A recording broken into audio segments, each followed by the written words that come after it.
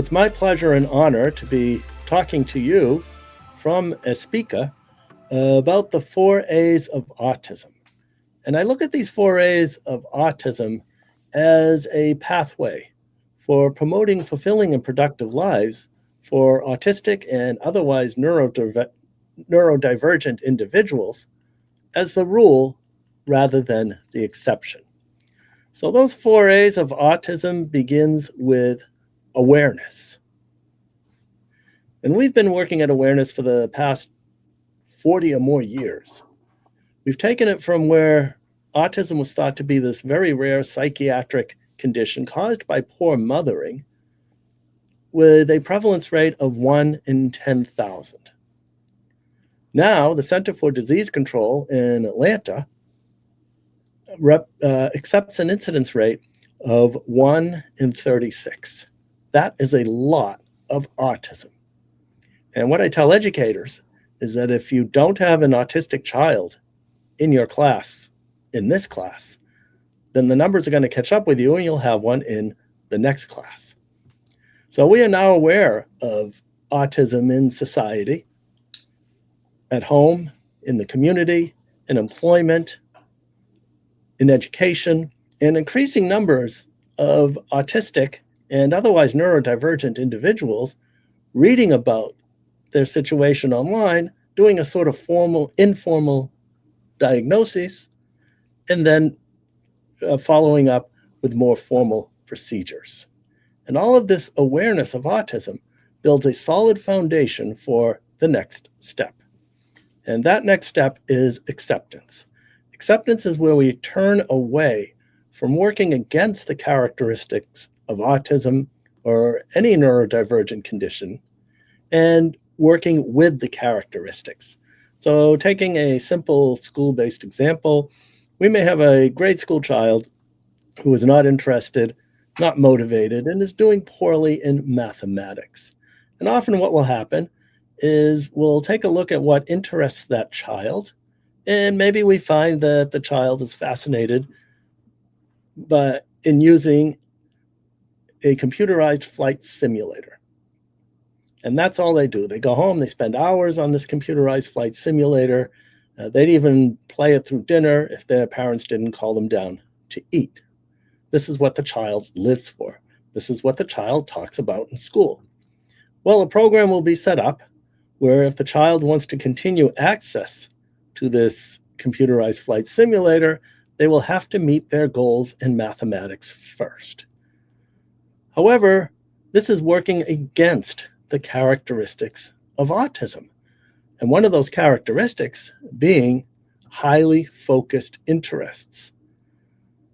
And so what we would find is that the educator who is accepting of these interests, accepting of the characteristics of an autistic child, they'll find a way and realize that there's a lot of mathematics involved in flying airplanes, and the flight simulator will be brought right into the lesson, and mathematics now becomes intrinsically reinforcing.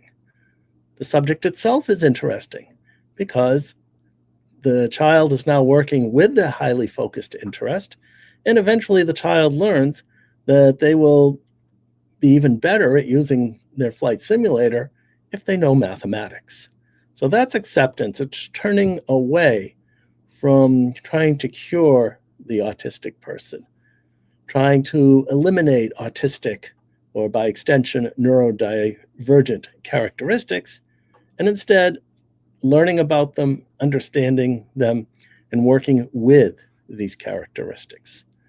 So acceptance provides the foundation for the next step, which is appreciation, where autistic and otherwise neurodivergent individuals are appreciated for who we are and for what we contribute to society. We first started seeing this appreciation in the business world with large IT companies, Microsoft, Apple, Google, others, SAP, actively seeking autistic individuals because they know many of us can engage in computerized geekery at levels that nobody else can. And these companies realize that while there may be some challenges, but they can always be worked through and with hiring someone who may be autistic, the return, you might say, on investment, or what that person will be able to give to this company, will far outweigh these considerations. So in other words, the person is hired for their ability and for what they can do. So with all of this talk about computerized geekery, often I hear people saying, well, what about my child? Or what about me? Someone who's interested in something other than computers, such as literature or the arts or physical fitness or whatever it might be. And also, what about those individuals who need more support? Because in fact, autistic people who engage in computerized geekery, it's actually a small minority. A big enough group for people to take notice and to make a big deal about, and that's all well and good. However, we have to think about everybody else as well. And to this end, I think of a fellow in Florida who needs more support. He needs more support in terms of communication, social interaction, managing his daily schedule, and so many aspects of his life. However, he does have this interest in taking laundry out of a dryer and folding it perfectly. Maybe it has something to do with the creases. Maybe it has something to do with a sense of order when something is folded perfectly. And even beyond that, he'll then sort the clothes into various categories. Now, I know many people who would like help with their laundry, and I know that I could call him up on the phone, or more accurately, call his mother on the phone and tell her that your son's services in doing laundry would be greatly appreciated in any area of the world, and he'd be on the first plane out to go. However, you'd have to pay him to do it because that is his job. He spends all day in a hot laundromat folding laundry better, faster, and with more enthusiasm than anybody else. And he also is appreciated for what he contributes to the laundromat and for what he contributes to society. So that leads us to the fourth A, which is action. And action represents the efforts that we put into recognizing autism when it's in our midst. That's the awareness piece. And we can say the same about any neurodivergent condition. Then accepting the characteristics of that individual, working with the characteristics of these individuals and providing accommodations and modifications as needed so that person can reach their maximal potential, and then valuing us as individuals and for what we contribute to society. So what brings me here to talk about autism to you? Let's take it from the beginning. Things were pretty typical at first. At 24 hours of age, my wife says I looked like an egg. And then, like what happened to about 30% of us autistic individuals, I was struck with what I call the regressive autism bomb. And I lost functional communication, had meltdowns, withdrew from the environment, and in brief, I became a very autistic little kid. There was so little known about autism in those days. So little known that it took my parents a whole year to find a place for diagnosis. And when they did, the doctor said, well, your child's just too sick, send him off to an institution. But fortunately, my parents, like we see ever increasing numbers of parents around the globe, they advocated on my behalf and convinced the school to take me in about a year.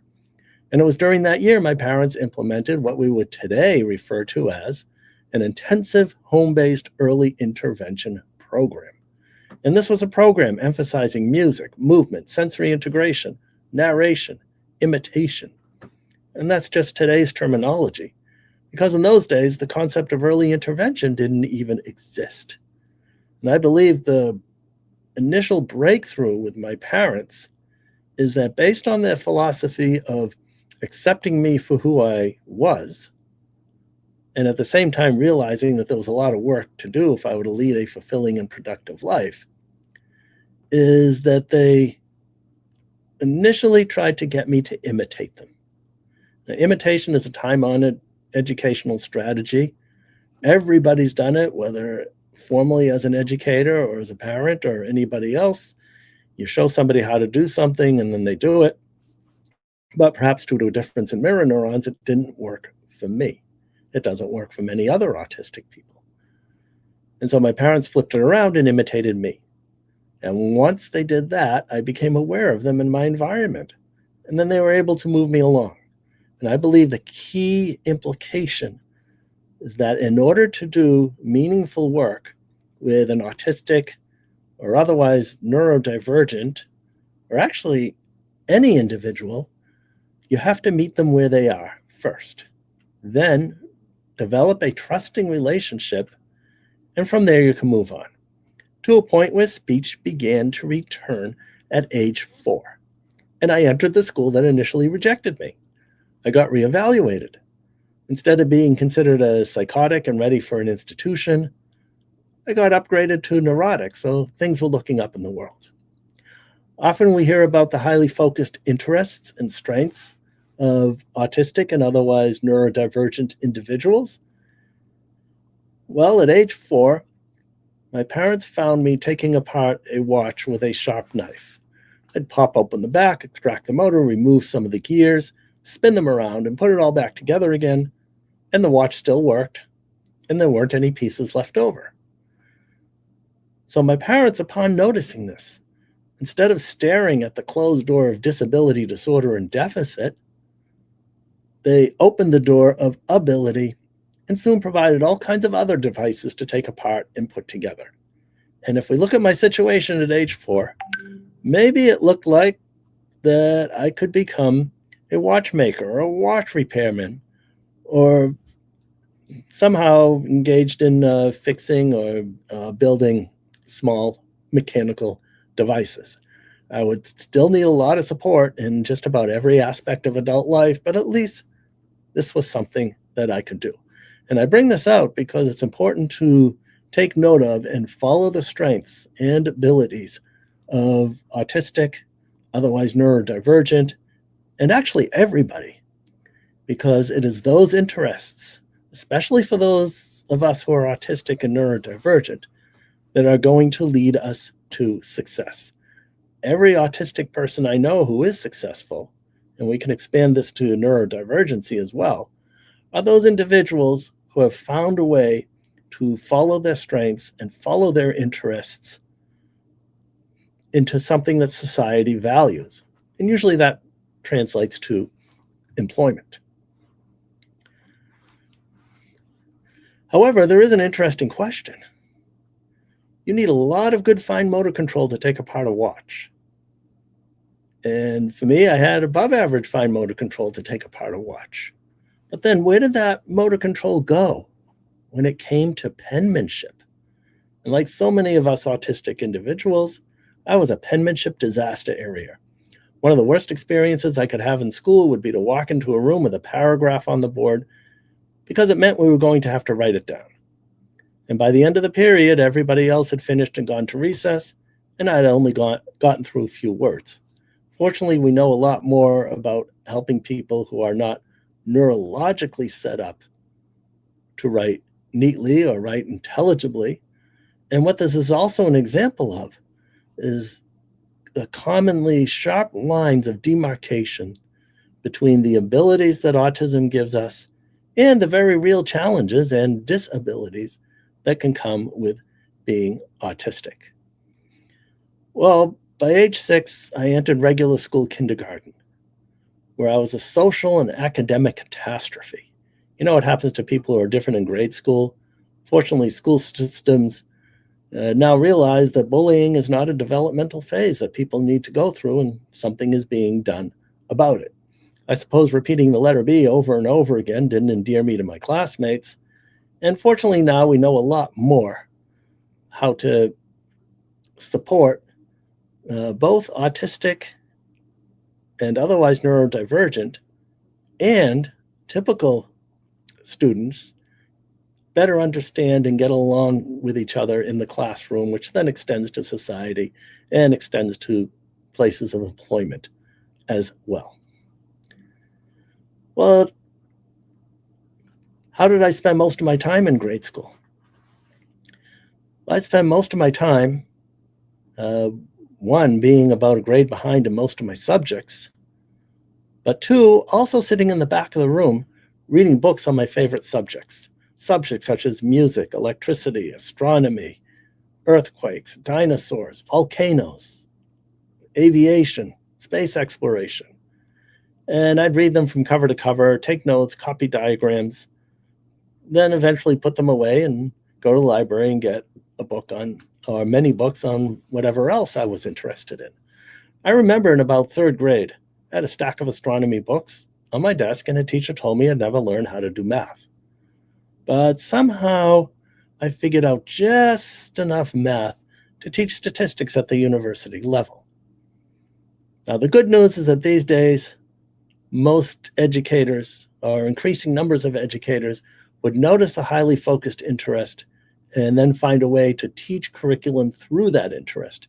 Just like that student who I talked about earlier, who was not motivated to do mathematics until we brought that student's favorite interest of using a computerized flight simulator into teaching mathematics. Bicycles also started becoming interesting to me. I got it to a point where I could take a bicycle apart down to the ball bearings and then put that back together again with no pieces left over. And so at this time, speech was pretty much typical. And maybe it looked like that I could be a bicycle mechanic.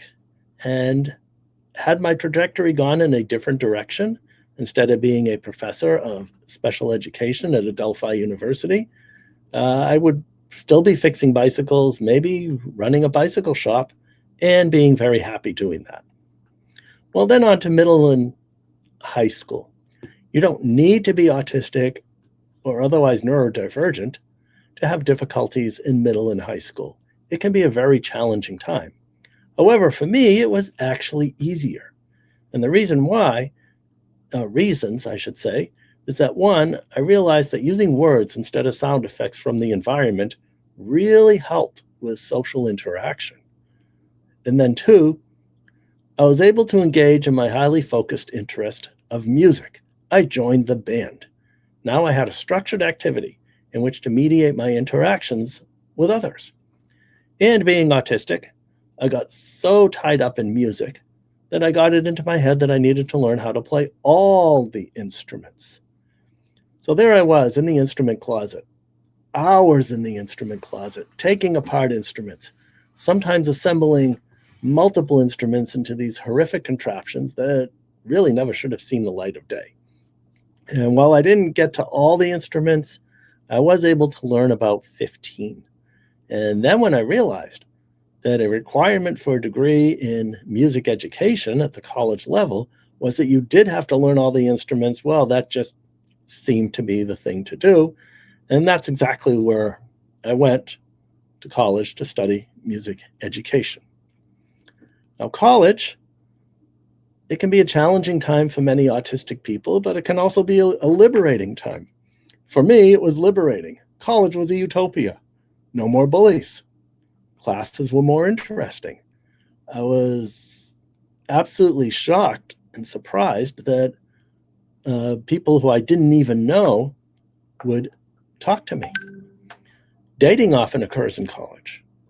And I remember in my undergraduate days, after spending a lot of time talking with this lady, she suddenly told me that she really likes hugs and back rubs. And I thought, well, gee whiz, I've got this brand new friend. And at the same time, she doubles as a source of deep pressure, me being a deep pressure sensory seeker, somewhat like a Temple Grandin squeeze machine. Well, I guess she had other ideas. She was really interested in dating. I wasn't. But what this experience told me is that there's this whole channel of communication that we refer to as nonverbal communication. And guess what became my next highly focused interest? Hours reading books on body language, dating for dummies, relationships, and so on. So then by the time I'm now in graduate school, now I'm spending a lot of time with this lady, initially reviewing each other's homeworks, and then doing things socially. And then one day at a beach, very much like this, she suddenly gave me a kiss, a hug, and held my hand. And now I had the social story down. If a woman hugs you, kisses you, and holds your hand all at about the same time, it probably means they want to be your girlfriend. And if that's the case, you better have an answer right away. And it seemed to be a good thing to do. And I guess it was, because now we've been married for 35 years. And if you're interested in seeing what her perspective is, being married to an autistic person, I encourage you to read her contributions to my autobiography, Beyond the Wall. And now I serve as a professor of special education at Adelphi University. And as we think back to what the diagnosing clinicians recommended, institutionalization at age 2.5, in some ways they were correct, and that I did need to be an institution. But what they didn't take into account is that I would be in an institution of higher education as a professor of special education, focused primarily on teaching and researching into issues related to autism. And when I'm not here teaching, I'm traveling the world to about one country a month on average, talking or consulting on autism. And to this point, I've spoken about autism in 58 countries. So I'm curious as to see which country will be country number 59. So as we close out our time together, my charge to you as listeners is, what actions are you going to take to climb these stairs of awareness, acceptance, and appreciation of autistic and other neurodivergent people in your lives? Thank you very much.